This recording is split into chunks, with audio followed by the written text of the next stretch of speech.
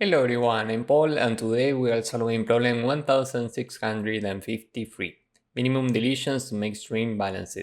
This is a medium problem with at least two different solutions, so here I will show you both. We are given a string S with only the characters A and B, so let's say that we are given this. And we need to return the minimum number of deletions to make S balanced. And here we have the definition of a balanced string. We basically need to transform this into a string where first we have A's and then we have B's. So for this example, we could remove these two A's and now the remaining string has first A's and then B's. And given that this is balanced and 2 is the minimum number of deletions, we return 2 in this case.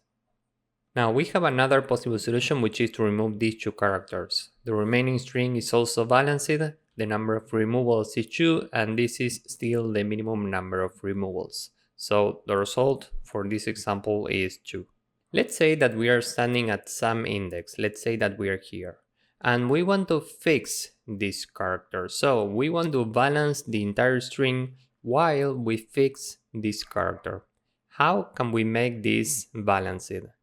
Well, remember that we need to have A's to the left and B's to the right. So this means that if we look to the left from this position, we should remove everything that's not an A. We should remove this B. And if we look to the right, we should remove anything that's not B. We should remove this A. So from this index, we should remove two characters to make the string balanced. Now let's say that we are here and we want to do exactly the same. If we look to the left, we should remove anything that's not A, meaning we remove this. And if we look to the right, we should remove anything that's not B, meaning we can remove this. And here the result is also 2. So we can repeat the same process from every index in this string. First we are here, and so on. And we are keeping the minimum possible value among all of these results. Now the question is, how can we implement this? And for this we can keep track of the suffix counts for A's and the prefix counts for B's. Let's see what this means. Let's start with the suffix counts for A's. We are iterating this from right to left, and at each index we are storing the accumulated amount of A's that we see to the right of the current index. So given that we start here and we don't have anything to the right, the initial value is 0. And the same goes for the prefix count for B's. We are storing the count for B's to the left of the current index. So if we start here, the initial value is 0. Now we are at this index, and given that this value is a B, we take the accumulated value plus 0 because we are looking for A's here. So this is 0. Next we are here, meaning here. So we check what's this character and it's an A, which is what we are looking for. So here we store 1 plus the accumulated value, meaning 1. Next we are here and this is a B, so we keep the accumulated number plus 0, this is 1. If we fill the rest of the array, we get this. Now we can continue with the prefix counts for B's. We start from 0 because we don't have anything to the left of the first character, and next we are here. If we look to the left, we have an A, but we are looking for B's, so we keep the accumulated number only, this is 0. Next we are here and to the left we have an A, so this is 0. Next we are here and we have a B to the left, so this is now 1. Next we are here and this is an A, so we keep 1. Next we are here, this is a B, so this is now 2. Next we are here, this is another B, so this is now 3. And finally we are here, this is an A, so this is 3. And now here is what we need for the result. We can say that this is initially positive infinity or the amount of elements, whatever you want, and we are iterating every index. Every time we want to keep the minimum between what we have in the result and the current suffix for A's up to this point and the current prefix for b's up to this point. Let's see what this means. If we are standing here, we start from index 0, and the suffix for a's is 3. This means that to the right of the current index, we have 1, 2, 3 a's. That's what this means. And to the left of the current index, we have 0 b's. So if we want to fix this character and make this balanced, we can remove these 3 a's. If we remove this, this, and this, now this is balanced. So the result up to this point is the minimum between this and 3 plus 0, meaning 3. So we replace this with 3. Next we are here. We have 2 a's to the right and 0 b's to the left. Okay, so the result right now is the minimum between what we have here and 2 plus 0, meaning 2. So this means that if we remove these 2 a's, this is balanced. And this is the minimum possible result that we've seen so far.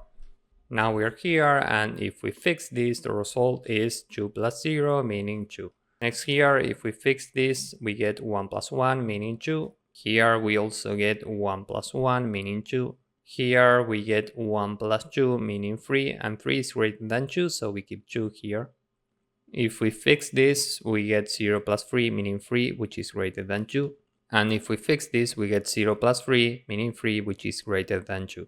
So now we have already iterated every character, and we can return 2. Time and space complexity here is big O of n, because we need to iterate these characters, and we also need to build the 2 arrays for which we are keeping track of the suffix counts for a's and the prefix counts for b's. These require big O of n space complexity. So let's go with the code for this first approach. First, n is the length of the string, and we have a suffix count for a. This is an array with 0 times n, and we have a prefix count for b. This is another array with 0 times n. And now for I in range, we are going in reverse for the suffix count. So we go from n minus 2, meaning the second to last character, and we go up to -1 in steps of -1. SA at I is equal to SA at I plus 1 plus 1 if the current character, meaning S at I plus 1, because we are always looking at the character to the right of the current index. If this is equal to A, which is what we are looking for, we keep 1, else we add 0. And we are doing something very similar for the prefix count for b's. Here we go from left to right, so this is in range from 1 to n. And here we say PBI is equal to PBI minus 1, because we are looking at the character to the left of the current index. And here we use 1 if this character is equal to b, else 0. And now with this, we can get the result. We can say that this is initial infinity, and for I in range n, the result is always the minimum between what we have in the result and PBI, meaning the count of b's that we have to the left of the current index plus the count of a's that we have to the right of the current index. And finally, we can return result. So this is the entire code. Now let's submit this. As you can see, this works, and it is efficient in terms of time complexity, but we can make it even more efficient with the second approach. Now let's say that we are iterating this from left to right. We are keeping track of the amount of b's, this is initially 0, and we will say that the result is initially 0.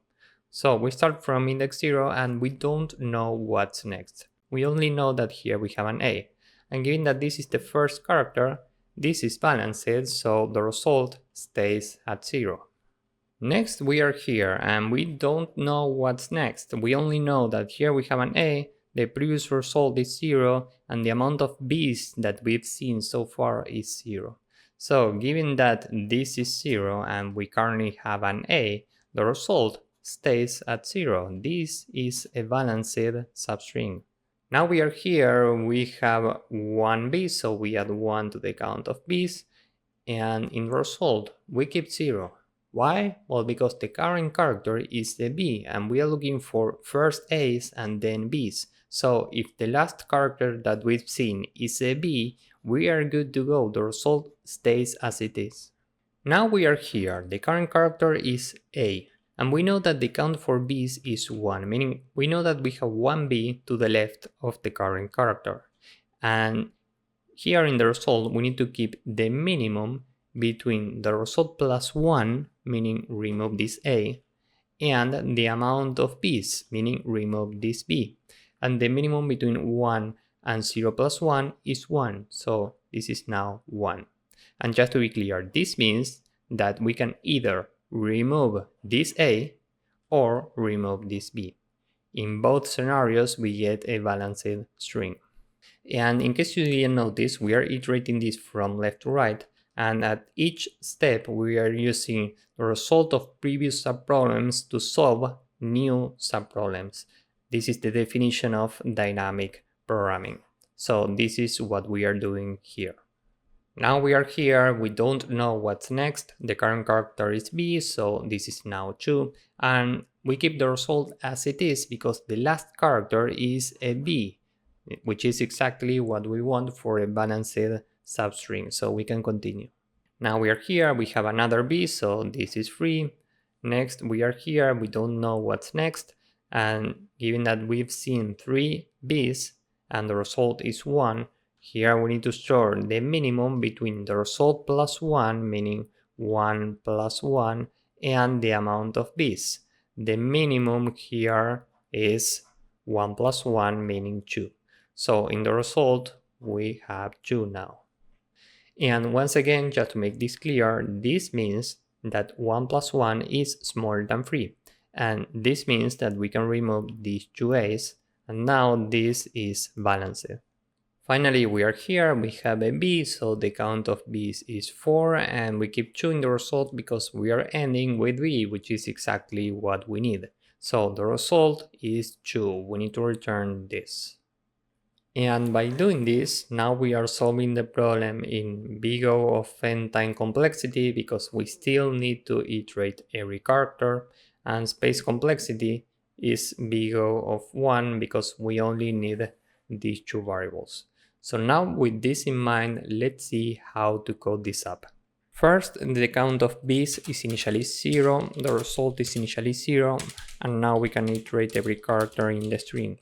We are checking if the character is equal to b, we add 1 to the count of b's, else we can update the result with the minimum between what we have in the result plus 1, meaning remove a's, and the count of b's, meaning remove b's. And finally, we can return result. So this is the entire code. Now let's submit this. As you can see, this works and it's more efficient than the previous solution. So this is it for this problem. If you found this useful, please drop a like, subscribe, and see you in the next one. Bye bye.